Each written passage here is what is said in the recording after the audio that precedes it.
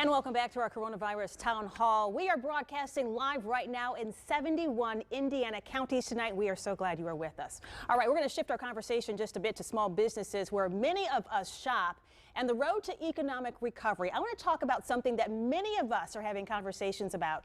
Norma in Carmel runs a DIY store. She says she wears a mask in her store at all times, and she would like all customers to be required to wear a mask as well, saying, do we care about the health and welfare of Hoosiers or not? Okay, so for all three of you or all of you on the screen there, by a show of hands, who supports the idea of requiring masks? To all five of you there. For businesses right now, absolutely. Okay, so Congressman Carson, let's start with you. Since you're the only one that raised your hand, I'd like to hear your thoughts on this. Should masks be required or recommended? Well, I think at this point, masks should be required in all public places until the pandemic is over. Okay, short and to the point. Congresswoman Brooks, I'm going to go to you. Your take. Yeah, I certainly have been wearing masks when I've gone to the grocery, when I've gone to the pharmacy. And while it gives you a sense of safety, I actually think issues around the hands are equally as challenging as what the mask does. And so I've heard from a lot of medical professionals that the mask might be giving us a false sense of security. Okay. Well, Barbara Kwan leads the Indiana chapter of the National Federation of Independent Business. Barbara, what are you hearing from your members when it comes to this issue of masks?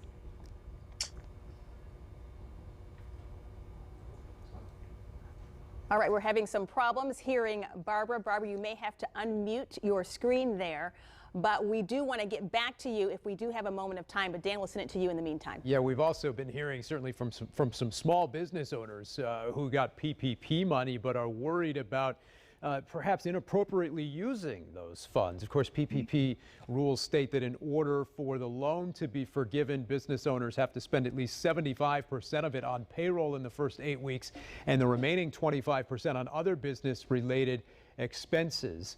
Congresswoman Brooks, are these rules realistic, considering some businesses couldn't even open and bring back employees weeks after receiving the loan? Can you provide some guidance on the best way for businesses to manage this difficulty? Actually, I think businesses have spoken loud and clear that it's been very difficult. And so actually, there's a bipartisan bill that is going to be voted on, I believe, next week, that will allow for more flexibility, up to 24 weeks for people to use those funds for their employees. It would still be 8 weeks of pay that would be forgiven, but because of the reopening in different ways across the country, there would be more flexibility and they would be given up to 24 weeks. So I think that that's a bipartisan bill that I believe is coming to the floor, and I will certainly be supporting that bill. Okay. We're going to try Barbara again in a moment, too, once we're able to hear her. Now we can hear her. We're about to bring in Kevin Brinegar as well of the Indiana Chamber. But Barbara, while I've got you here first, your thoughts both on that PPP issue, but also the mask question we talked about a moment ago. Well, the silent Barbara Kwan. Well, anyhow, we asked our Hoosier members what they thought of when in opening the economy, whether about masks and protective equipment. And our members were willing to do whatever it takes to get open for business again. So I think they're wearing them if they need to, and they are also, they would encourage their customers to do so as well, but they don't want to be the mask police. Barbara is silent no more. Let's bring in Kevin Brinegar now, the president of the Indiana Chamber of Commerce. Kevin, what resources are available for business owners who might be confused and need help navigating some of the spending when it comes to the payroll protection program? Well, thank you and good evening.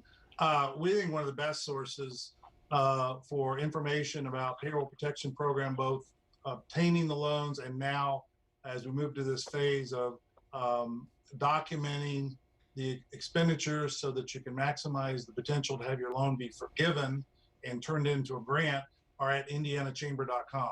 We have compiled resources from the Treasury Department, the Small Business Administration, the U.S. Chamber, and just last Friday night, the application form for loan forgiveness came out We have that along with some frequently asked questions and some guiding information that you can find again at indianachamber.com on our resource page. It is important that you track those expenses because 75% of those do have to be used for salary and benefits and compensation. The other 25% can be used for rent, utilities, mortgage interest, things of that nature, but you have to document it. The point that that Representative Brooks referenced is very important about the need to expand this from just the 8 weeks after the business receives the loan to a longer period of time, because some of those businesses, particularly Patrick Tam's members, have been forced to be shut down by gubernatorial and mayoral orders, and they can't be showing that they're spending money if they're not in operation. And we'll be talking about that here momentarily as well. Bob? Well, the hospitality industry, Dan, as you know, has been hit the hardest by this pandemic. This is Dee Dee from Greenfield. She points out the way hotels and restaurants operate will really change forever. She wants to know, what can the government do to help? Congressman Carson, your thoughts. The government has done quite a bit to help already, but should the federal government extend the help that it's offering even more? Absolutely. You know, we included an extra 16 weeks in the HEROES Act. We're working on a payroll protection bill next week that will eliminate the 75-25 rule to give businesses kind of the flexibility that they need for all employees. We want to extend loan terms from 2 years to 5 years. And the PPP is going to make sure that those dollars go to the smallest businesses that are in need, who are oftentimes unbanked or not banked at all or underbanked. We heard him mention before, Patrick Tam, you represent the Restaurant and Lodging Association, really uniquely hit hard. What actions would you like to see from lawmakers moving forward now? Well, thank you for having us this evening. We are unfortunately, tragically, the hardest hit in Indiana and throughout the country, both from restaurants and hotels. Just last month alone, in the state of Indiana, you lost over $920 million worth of restaurant sales just in that time period. It's great to hear both Congresswoman Brooks and Congressman Carson, bipartisan, all agree that the PPP program, while great for many, simply does not work for the hospitality industry. Specifically, which you actually heard from both this evening, is that the 8-week period simply does not work. It's a non-starter for us completely. The expansion of an additional 16 weeks to take that to a full 24 weeks is absolutely something that we're looking for. The 75-25% simply does not work for restaurants or hotels. Restaurants, you have a third of your costs are in labor, third of your costs is in rent and overhead, and another third, uniquely, is in perishable inventory that has gone away and perishes. We need to eliminate that 25% cap on non-payroll items. We also need to look at expanding the total amount.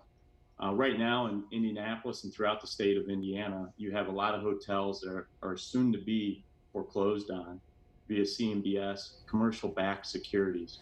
We need to form an actual market to back up those owners because they cannot service their debt right now because, frankly, travel has stopped, which you heard earlier from economist Will earlier this evening. But the maximum loan amount must cover both payroll and fixed costs. Payroll is a priority. Absolutely is a priority. Okay. I mean, we've laid off over 8 out of 10 restaurant workers. This is 9 times worse than 9/11 in the tourism industry as well. This is on record to be the worst occupancy level ever in history in hotels. Okay. Patrick, thank you. Barbara, this next question is for you. A recent survey by the National Federation of Independent Business found that 43% of small business owners are very concerned about bringing customers back, and 38% are concerned about increased liability when they reopen. What can business owners do to reduce that risk of liability and bring in more customers at the same time? Well, I think they're doing everything they can to possibly protect their employees, first of all, and then their customers as well. But the issue is when you talk about liability, this is something that is great concern, and it's going to take some legislative action to protect both the employers as people come back to work, and hopefully at the state level and the federal level, we can do something that will help small business owners, because my goodness, they've been through so much in the last few months, and they've seen something that nobody alive today has had to go through before. All right, we're going to be taking another break in a moment, but we do want to talk about policy for just a moment. The Indiana Chamber of Commerce is calling on the state to enact a work share program. Kevin Brininger, tell our viewers what that would entail and why you think that's needed. And you have about a minute or so to do that. Work share is a program that's been adopted by 28 states that gives employers another arrow in their quiver to deal with economic downturns. It allows the employer to reduce hours rather than invoke a complete layoff, and the employee then receives partial unemployment benefits. And had Indiana already been a work share state, the CARES Act would have provided 100% funding for those work share benefits, which would have saved our unemployment insurance trust fund tens, if not hundreds of millions of dollars. The CARES Act also allows non-work share states like Indiana to still participate by having the governor sign an agreement with the U.S. Department of Labor, and the federal government under the CARES Act will pay 50% of those benefits, as well as there's a $100 million appropriation to help pay for the computer systems and the administrative costs of setting up a work share system. And we would have liked for that agreement to have been entered into.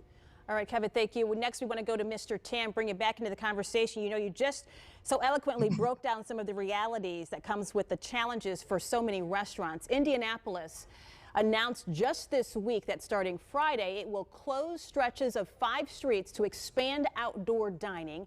Restaurants in other areas can also file a permit to extend their outdoor dining space. But Marion County still has no reopening date for restaurants with no outdoor seating. Briefly, we have just about a minute here. What does the Restaurant and Lodging Association say to those restaurants that don't have this outdoor dining option and they're just struggling right now to stay afloat? Thank you for the question. Our number one priority across the state is to open up dining rooms, first and foremost, for obvious reasons, weather.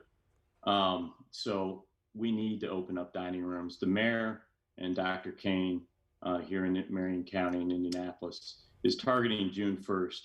Frankly, we must open up dining rooms no later than June 1st. Frankly, you're going to continue to see the tragic announcements. Restaurants simply will never reopen. Way too many will never reopen if we don't meet these deadlines. Right now, there are some receiving some PPP funds, but without customers, without customer demand, restaurants simply cannot pay their bills, particularly when they've been empty. 66% of Indiana's restaurants have been closed during this time. They were not offering carry-out or delivery during this time for various reasons. All right. I hate to stop it on you right there. We're running out of time. I apologize for that. We're hearing the same thing from salons, from a lot of hairdressers, nail salons as well, about that June 1st date. So we'll get back to that a little bit later. We want to thank all of our panelists for joining us for this part of the conversation. We have a lot more to talk about. Bob? Fanchon, we're turning our focus to Indiana cities. Up next, we will talk with the mayors of our state's biggest cities about the challenges they are facing as we reopen the state of Indiana. Stick around. We'll be right back.